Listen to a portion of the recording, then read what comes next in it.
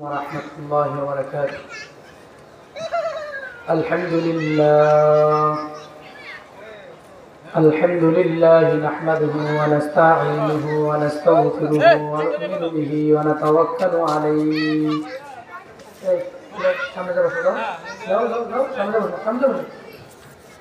ونعوذ بالله من شرور أنفسنا ومن سيئات أعمالنا. من يهده الله فلا مضل له ومن يضلله فلا هادي له. ونشهد أن لا إله إلا الله وحده لا شريك له.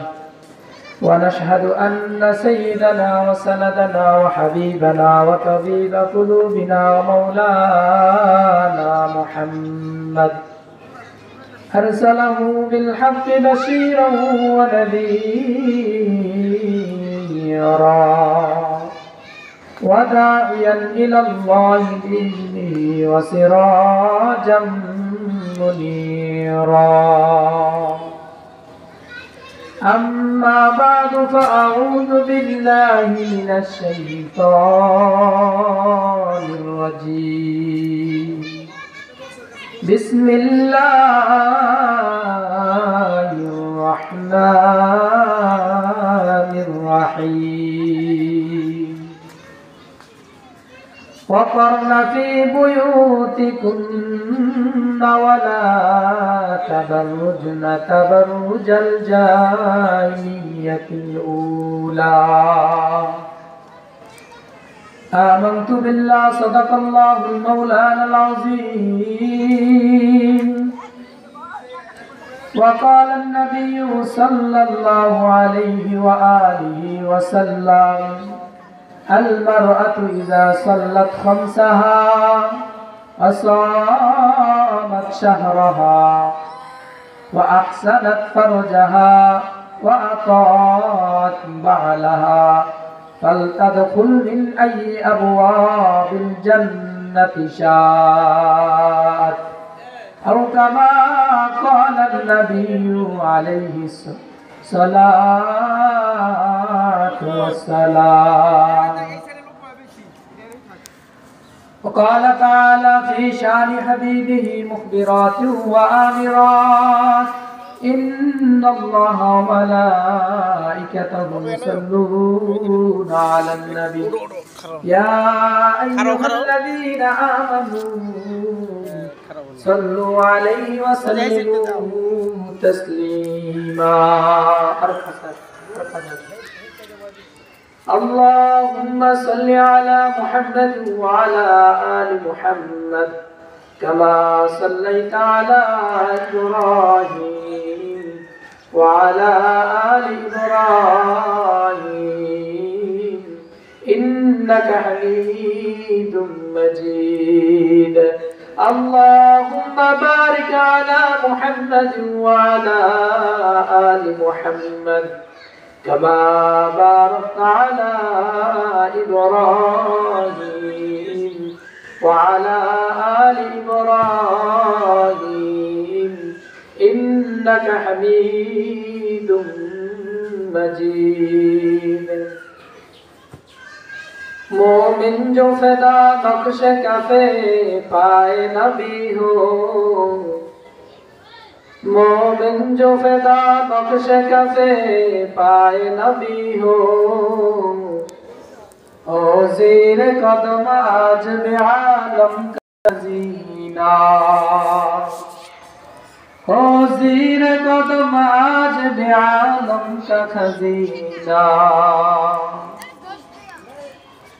आशिक हो मेरा दरे शहंशाह दो आलम, आशिक हो मेरा दरे शहंशाह दो आलम। मिश्कों से ज़्यादा मुबारक उसका पसीना, मिश्कों से ज़्यादा मुबारक उसका पसीना। আলহামদুলিল্লাহ। আল্লাহ তাআলার মেহেরবানি, আল্লাহ তাআলার শুকর যে আল্লাহ তাআলা আমাদেরকে দীর্ঘ অপেক্ষার পর, অনেক কষ্ট, অনেক পরিশ্রম, অনেক মেধা, অনেক পরামর্শ, অনেক ত্যাগ তিতিক্ষার পর একটি কোরআনের মজলিস সাজাইয়েছে এবং ওই মজলিসে আমরা বসতে পেরেছি। কিছু কথা বলার, কিছু কথা শোনার তৌফিক দান করেছেন।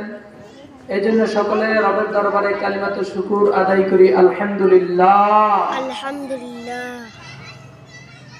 মুআজ্জাজ হাজিরিন, আমি যে আয়াতটি নিয়েছি এটি একটি পরিচিত একটি আয়াত।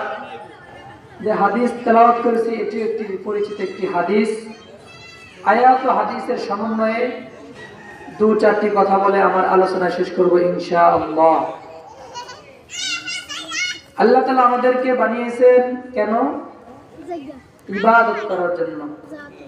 আমরা মনে করি যে ইবাদত শুধু নামাজের নাম, ইবাদত শুধু রোজার নাম, ইবাদত শুধু যাকাত দেওয়ার নাম, ইবাদত শুধু হজ করার নাম। কিন্তু আরো যে কিছুর ভিতরে ইবাদত আছে, এই কথাটা, এই জিনিসটা মানুষ ভুলেই গেছে। কথা বলেন ঠিক কিনা? তোর মধ্যে ইবাদতের অন্তর্ভুক্ত অন্যতম হচ্ছে পর্দা করা। কি করা? পর্দা করা। পর্দা করা ফরজ। পুরুষের পর্দা কোথা থেকে কোথা পর্যন্ত? পুরুষের সতর হচ্ছে নাভি থেকে হাঁটু পর্যন্ত ঢাকা। আর মহিলাদের কি? মহিলাদের পুরো শরীর ঢাকাই মহিলাদের জন্য পর্দা। কথা বলেন ঠিক কি না? কিন্তু অনেক মানুষ এটা আজকে ভুলেই গেছে, বিশেষ করে নারীরা ভুলেই গেছে। পুরুষ মানুষ তো তাদের কর্মের জন্য, তাদের কাজের জন্য ঘর থেকে বের হবে, এটাই স্বাভাবিক। কিন্তু মহিলারা ঘর থেকে কাজ ছাড়া, প্রয়োজন ছাড়া কেন বের হবে?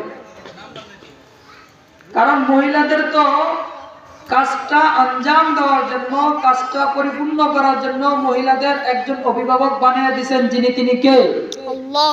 একটা মহিলা, একটা মেয়ে সাবালক হওয়া পর্যন্ত ওই মহিলা, ওই মেয়ের দায়িত্ব তার বাবার কাছে।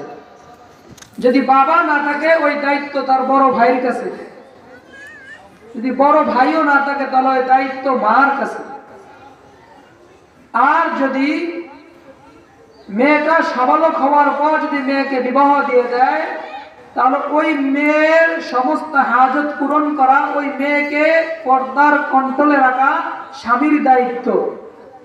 তাহলে বোঝা গেল ওই মেয়েকে পরিচালনা করার জন্য, ওই মহিলাকে পরিচালনা করার জন্য একজন বানিয়ে দিয়েছেন, যিনি তিনি কে? আল্লাহ। মৃত্যু পর্যন্ত একটা মহিলা দায়িত্বশীল বানিয়ে দিয়েছেন আল্লাহ তাআলা। তাহলে ওই মহিলার দায়িত্ব, ওই মহিলার কাজ পূরণ করার জন্য আল্লাহ তাআলা বানিয়ে দিয়েছেন। ওই মহিলার কাজ সম্পাদন করার জন্য ভাই আছে, বাবা আছে, স্বামী আছে, মা আছে। তারপরেও কেন ওই মহিলার কাজ আঞ্জাম দেওয়ার জন্য